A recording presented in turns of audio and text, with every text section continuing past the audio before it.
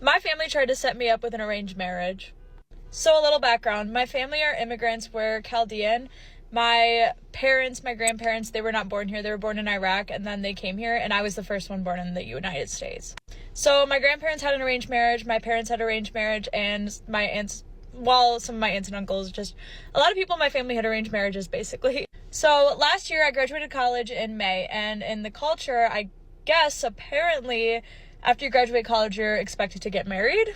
So about a month after I graduated, I went home for a family event, and someone mentioned to me that my grandma has found a man for me. And I was like, what do you mean? Like, what? So my grandma lives in this apartment building, and in the apartment building, it's all people, like, elderly, but they all live in an apartment building, and most of them are also Middle Eastern or Chaldean or whatever. And I guess she had another lady at her apartment visiting, and in my grandma's apartment, there's a lot of pictures of me and of my cousins just everywhere. And this lady saw one of my high school senior pictures. I'm pretty sure this is the picture to be exact. But she saw one of those pictures, and I guess she either took a picture of it or she took it and showed it to her grandson and asked him if he would want to marry me. And apparently he said yes. Mind you, I had nothing to do with this, and neither did my parents. Then my grandma tried to get me to meet this man. I was like, absolutely not. Absolutely not. Ever since I was a child, my biggest fear was that my family was going to marry me off. That was my biggest fear. I hate to say it, my biggest fear was that my family was going to set me up on arranged marriage. I did not want that, and it started to become a reality. I was like, absolutely not. So one day, I think in the end of July, I was at my little cousin's graduation party, and my grandma pulls me by my shirt, by the way, pulls me by my shirt and drags me inside the house and sits me on the couch and literally holds me down for 30 minutes while she talks to me about this man and how I should meet him. She told me he's an engineer. She told me he makes $80K and that he doesn't want me to work because he can pay for me. But $80K is not enough to, fund my lifestyle. I'm sorry, but for two people to share $80K, it's not going to fund my lifestyle. I know for a fact that it will not fund my future lifestyle. I'm sorry. I know it. I what can I say? If he was making like $1 million a year, it would have been a different story, okay? 30 minutes, she's talking this guy up. She's telling me I need to talk to him. She does not know his name, and she does not know what he looks like. Okay. I think grandma had the right idea, honestly. But let's go back to the beginning, right? So your family tried to set you up with an arranged marriage, and I get it. To you, it felt like it was a setup and not a setup for success either, right? A setup for disaster. Now, you said you're from Chaldean, you're born and raised in the United States, first generation, so naturally you're caught between these two worlds, right?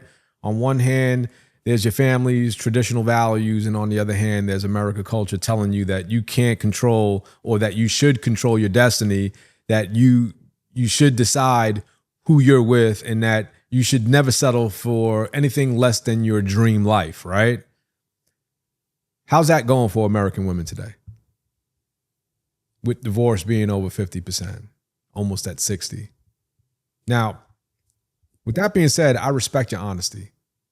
You're not shy about saying $80,000 isn't enough to support your future lifestyle. And I don't know, it depends on where you live, how many children you have, what you're spending your money on. But let's leave that there. You're also not ashamed to say that you laughed at this man's photo with your entire family, and you're bold enough to admit that you were literally running away from the idea of being set up. But here's the thing. Everything you're afraid of in this story wasn't about arranged marriage. It was about bad execution. You weren't offered a real introduction to a compatible man. You were offered a random stranger based on a high school picture and a conversation between two grandmas in an apartment building, right? That's not arrangement. That's lazy matchmaking. And the truth is this: you were never really afraid of being matched. Just based on your micro expressions, you were afraid of losing control. You've been raised in a culture that praises independence, romanticizes choosing your own path, and demonizing any structure that comes from family or tradition. That's the culture you were raised in America. So when your grandma said, here's a man who could take care of you, all you heard was, I'm taking away your freedom. But what if we flip that? What if arranged marriage done correctly isn't actually a form of protection? And hear me out. No pressure, not submission in the way you define it, but protection. What if it's a way to filter out the men who lie to you, ghost you, who just want to sleep with you and waste your time? What if it's not your grandma forcing you to marry a man you don't like, but your family helping you to find someone with values and goals and vision? So you don't have to start from scratch and gamble your future on a dating app. Now, let's go back to the $80,000, right? You said $80,000 isn't enough to support you or your family, and fair. Let's leave that there. But you also said your dream is to work in social media. Now, let's be honest. Most people in that industry are barely surviving. You got to stop believing in what you see on social media. Now, let's leave that there. What lifestyle are we actually talking about here? Are you expecting a man to fund the lifestyle that you can't afford yourself? My question would be, did you come from a family of millionaires? Did your mother marry your father and was he a millionaire? Do you even know what it's like to be around millionaires? Do you even know the life they actually live? Because if that's the standard, then it's not about partnership. It's about sponsorship. And that's a mindset that leads to disappointment. You also mentioned being asked to delete your bikini pics and party photos. Now, I didn't see them. I don't know what they look like, whether they're tasteful or not, but you took offense to it, like your freedom was being stripped away. And I get it. You appear to be young. But let me ask you this. If a man looked at your page and decided not to pursue you because of what he saw, does that make him shallow? Does that make him not confident? Or is he just discerning? Because men don't choose women today based on what their bodies look like. They choose character. And social media is often the highlight reel of your values. So maybe your family wasn't trying to shame you. Maybe they were trying to protect your image before you could even get a chance to speak. Isn't that what, honestly, publicists do for celebrities? It's the same thing. But because it came from grandma instead of an Instagram life coach, I know it felt offensive. But let's be real. Your story isn't about arranged marriage. It's about rejecting poor delivery. It's about rejecting a man you weren't attracted to. It's about rejecting tradition without understanding what tradition actually offers.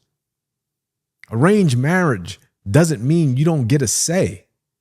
It means your say is guided. It's not blind. It means your family plays a role in guarding your future, not gambling it on vibes and DMs. No one is saying you should have married the guy. But laughing at his photo and mocking the effort and treating it like it's a joke, that's not empowerment. That's immaturity. And it's exactly why so many women, especially first-generational women, feel stuck here. They throw out the tradition thinking it's oppression and end up lost in a system that offers absolutely no structure, no protection, and no commitment. Look at the divorce rates. So here's my challenge to you and to every woman like you that might be listening to this. Don't throw away wisdom just because the messenger wore a headscarf and lived in a senior apartment building. These people have wisdom. The way forward isn't blind tradition or blind rebellion. It's discernment. It's learning how to merge values with modern freedom. And it's understanding that arranged marriage, when done right, doesn't limit you. It saves you. But because sometimes love actually grows after respect. And respect starts with who's helping you choose. In today's dating scene, you're expected to figure it all out alone. Who's serious? Who's playing games? Who's emotionally damaged? You make a mistake, and now you got emotional baggage. Maybe even a kid or two or three from 2 or 3 different baby daddies with no commitment. But what if we change the name from arranged marriages to intentional matchmaking? I believe it could work.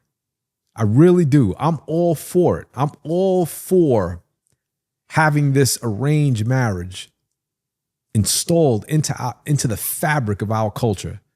Maybe it'll help marriages in the future. Maybe it'll bring down that divorce rate, which is astronomically high here in America. I'm all for it. What say you guys? You agree? You disagree? Leave it in the comments. And absolutely, listen, I'm always going to link back to the content creator. You can find her in the description. And I'm curious to hear what you guys got to say. I'll see you guys on the next one.